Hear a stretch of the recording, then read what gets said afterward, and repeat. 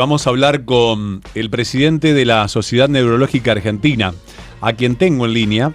Es muy importante saber qué, viste, cuando te han dicho y te preguntaron qué tenés en la cabeza. Bueno, tenemos un cerebro, todos tenemos uno. El tema es cómo cuidar la salud cerebral en las distintas etapas de la vida, en el estado de mejor funcionamiento, ese órgano en los planos cognitivos, sensoriales, emocionales, también motor. Un equilibrio que nos permite llevar el máximo potencial o de la mejor forma nuestra vida, tanto en la niñez, en la adolescencia, como en la adultez. Etapas que son clave y seguramente hay diferentes acciones que uno debe tener en cuenta para tener el cerebro o llevarlo de la mejor forma posible. Estoy en contacto con Pablo Ioli. El doctor Pablo Ioli es médico neurólogo, presidente de la Sociedad Neurológica Argentina. Pablo, qué placer saludarte. Gracias por atenderme. Sebastián Shapiro te saluda aquí en Duplex, en LU2 de Bahía Blanca. Hola Sebastián, ¿qué tal? Buenas tardes. Bueno, un placer. Pablo, ¿qué es el cerebro? Bueno, es un órgano muy importante, tan importante que, para ponerlo en números, podemos decir que representa solamente el 2% aproximadamente del peso corporal de una persona de 70 kilos promedio, pero consume el 20 al 25% de nuestra energía. Por eso el cerebro necesita oxígeno y nutrientes permanentemente. De hecho, hoy particularmente es el Día Mundial del ACV, y uno de los daños que se puede producir al cerebro, que es uno de los más frecuentes de hecho, es las lesiones por obstrucción de las arterias del cerebro, que son las que producen el ACV. Al menos el ACV más frecuente, que es el que se conoce como ACV isquémico, aquel que se produce cuando hay una obstrucción de una arteria en el cerebro y una parte del cerebro deja de recibir oxígeno y nutrientes y rápidamente se produce un daño. Y ese daño es tiempo dependiente. En la medida que pasan los minutos se va estableciendo y va dejando una secuela cada vez mayor. Eso es la visión negativa. La visión positiva es que en la medida que actuemos más precozmente podemos tener herramientas con diferentes tratamientos que pueden hacer la diferencia y como cada minuto cuenta. De hecho, por cada minuto que una persona está sufriendo una ACV se mueren 2 millones de neuronas. Entonces, en la medida que actuamos precozmente podemos reducir ese daño, y una persona que recibe este tipo de tratamientos dentro de la hora y media de inicio de los síntomas, que 1 hora y media parece mucho, pero pasa muy, muy rápido, 1 de cada 4 personas con una ACV se recupera completamente. Mientras que si ese tratamiento lo hacemos a las 4 horas y media de que iniciaron los síntomas, que es el tiempo máximo que tenemos para aplicar tratamientos con medicaciones que destapan las arterias, solamente 1 de cada 14 pacientes se puede recuperar completamente. Eso da una magnitud de cómo el tiempo es importante cuando una persona está sufriendo una ACV. Digo esto de vuelta porque justo hoy es el 29 de octubre, el Día Mundial de la ACV. Bueno, por eso también el motivo de la llamada, para que puedas desglosar estos conceptos tan pero tan importantes. ¿Cuáles son las claves para el cuidado del cerebro en las primeras etapas de la vida?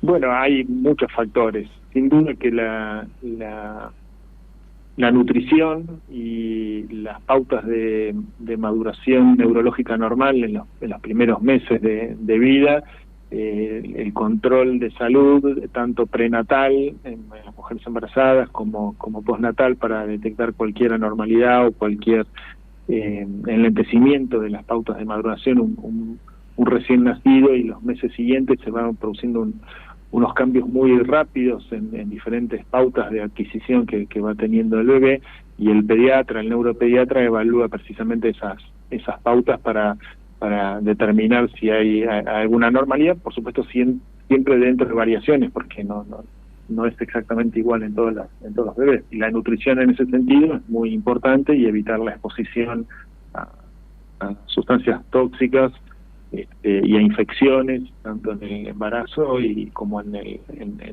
el desarrollo postnatal.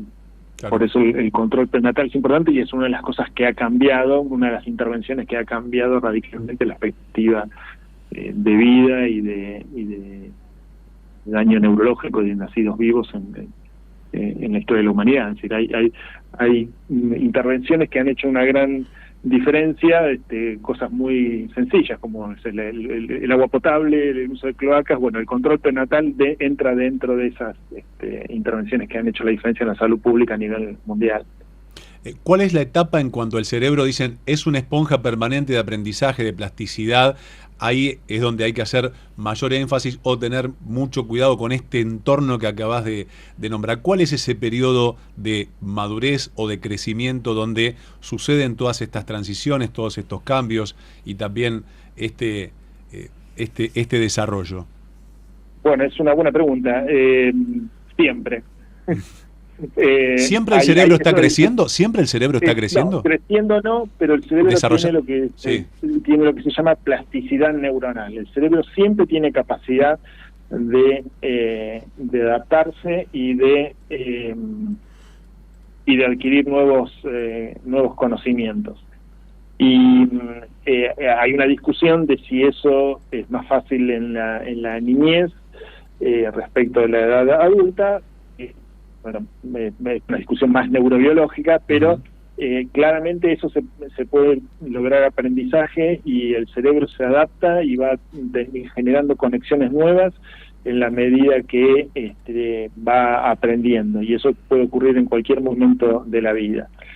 De hecho, digamos, respecto a este planteo inicial que vos hacías en la introducción del cuidado del cerebro y la salud del cerebro, ninguna cosa es mejor para el cerebro que aprender, porque aprender precisamente pone en juego todos los mecanismos de las funciones superiores, que son la memoria, la atención, el lenguaje, bueno, otras funciones que tienen que ver con todo eso, y eso implica la formación de conexiones entre neuronas, que no es otra cosa que generar circuitos que aprenden nuevas cosas, y en la medida que eso se consolida, se transforman en caminos nuevos que va teniendo nuestro cerebro, y esa es la manera de sostener nuestro funcionamiento cognitivo a lo largo de la vida. Si eso se hace desde edades muy tempranas, mucho mejor. Y en la adultez o tercera edad, ¿cuáles son, en cuanto a prevención y controles, las medidas sugeridas, y también cómo llevar adelante recomendaciones para cuidar el cerebro? Las recomendaciones tienen que ver con esto, con mantenerse cognitivamente activo. Y cognitivamente activo no significa hacer cosas extraordinarias, es decir, no hay que empezar una carrera de ingeniería a los 70 años. Si alguien lo quiere hacer, no hay ningún problema, está muy bien, pero quiero decir, no nos referimos a eso, nos referimos a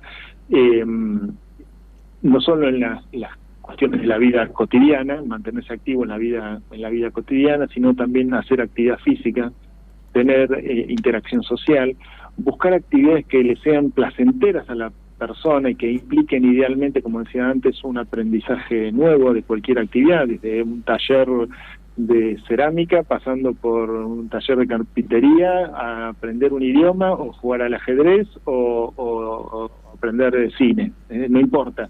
Tiene que ser algo que a la persona le resulte estimulante, le interese hacerlo, pero al mismo tiempo que le demande cierta disciplina de tener que hacerlo, es decir, que implique cierto desafío cognitivo llevarlo adelante. Entonces, y eso es un espectro amplio de actividades. Están las personas que les gustan cierto tipo de actividades más recreativas, artísticas, otros que les gustan más la actividad física, otros que les gustan más la actividad de tipo intelectual. Lo ideal es desafiarse a uno mismo sin que esa actividad sea un castigo, como decía antes. Entonces, en ese espectro, mantenerse cognitivamente activo implica mantener la salud cerebral. Pablo, cuando uno habla del cerebro, dice, uno usa un muy poco porcentaje de toda la capacidad que tiene el cerebro, y siempre se sigue investigando sobre el tema, y es un tema que generación tras generación de profesionales de la salud del campo de la neurología continúan estudiando. Hoy, en los últimos simposios, en los últimos congresos, ¿de qué avances se habla en cuanto al nivel cerebral, de lo descubierto y también desde el punto de vista funcional y cognitivo? Bueno, los principales avances tienen que ver sobre todo con los tratamientos de las enfermedades que afectan el cerebro. Es decir, los avances que ha habido en enfermedades neuroinmunológicas como la esclerosis múltiple, los avances que que han habido en el tratamiento de la enfermedad cerebrovascular, el ACV, como mencionaba antes, sobre todo el tratamiento agudo y la prevención secundaria.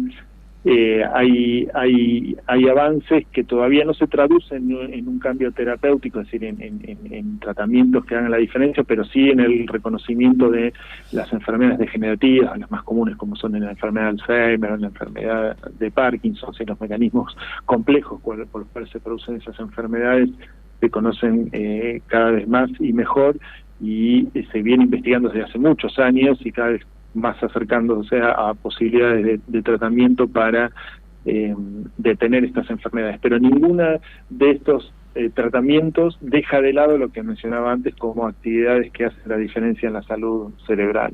Tal cual. Doctor Ioli, gracias por atenderme, por la generosidad del tiempo, por los conceptos tan valiosos en este día también importante, el Día Mundial de la Lucha contra el Accidente Cerebrovascular, el ACV, instituido por la Organización Mundial de la Salud para promover, obviamente, la prevención de esta grave afección que representa la segunda causa de muerte y primera discapacidad en adultos a nivel global. Exactamente. Muchas gracias a ustedes por la difusión. Un abrazo. Gracias. El doctor Pablo Ioli, médico neurólogo, presidente de la Sociedad Neurológica Argentina, jefe de servicio de neurología del Hospital Privado de la Comunidad en Mar del Plata.